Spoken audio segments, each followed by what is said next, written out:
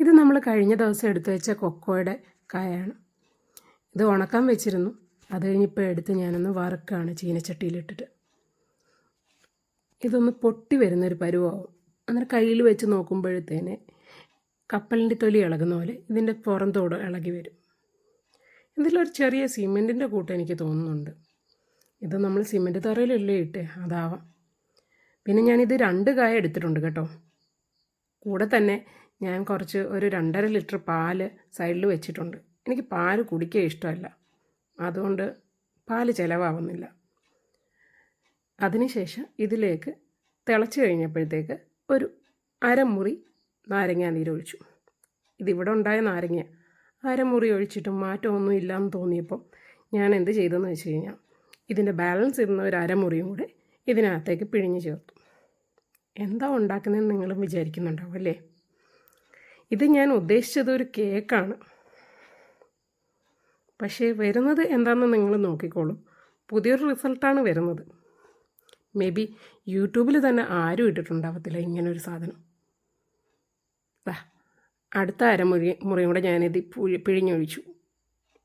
അതിന് ശേഷം നോക്കിയപ്പോഴത്തേക്ക് ഇതൊക്കെ ഒന്ന് ഞാൻ വിചാരിച്ച പരുവത്തിനായി തുടങ്ങി.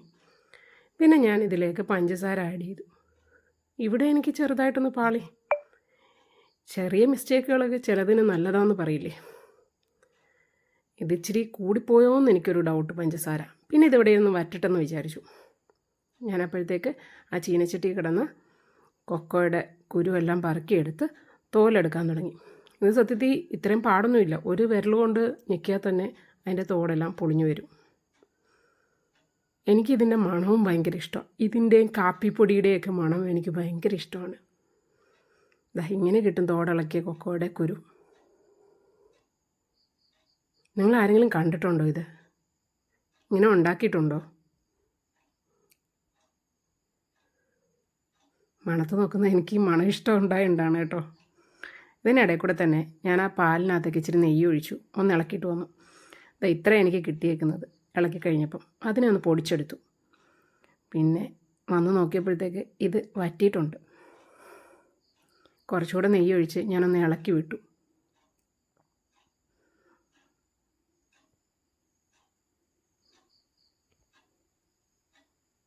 വെള്ളം അവിടെ ഇരുന്ന് വറ്റട്ടെ. എങ്കിലും ഇടയ്ക്കിടയ്ക്ക് നോക്കണം, അല്ലെങ്കിൽ അടി പിടിക്കാൻ ചാൻസ് ഉണ്ട്.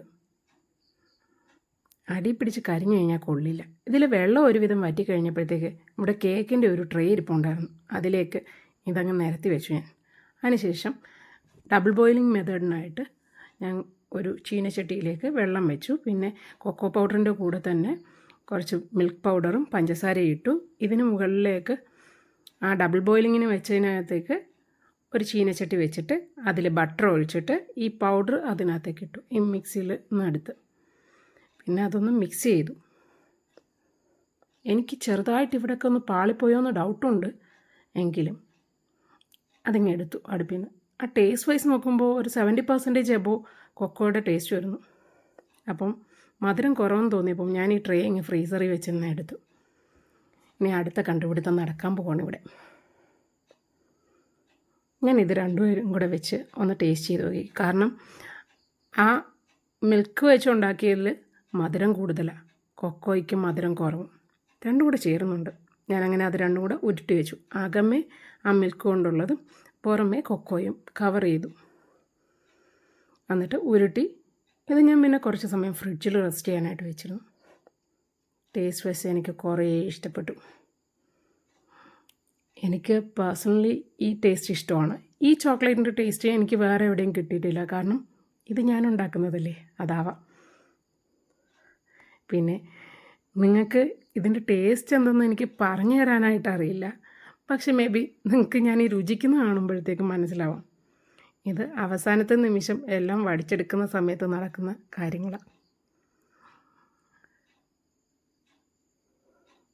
അതിനുശേഷം കൈയൊക്കെ കഴുകിയിട്ട് ഞാൻ ഇത് കൊണ്ടുപോയി ഫ്രീസറിൽ വെക്കുകയാണ് ചെയ്തത്.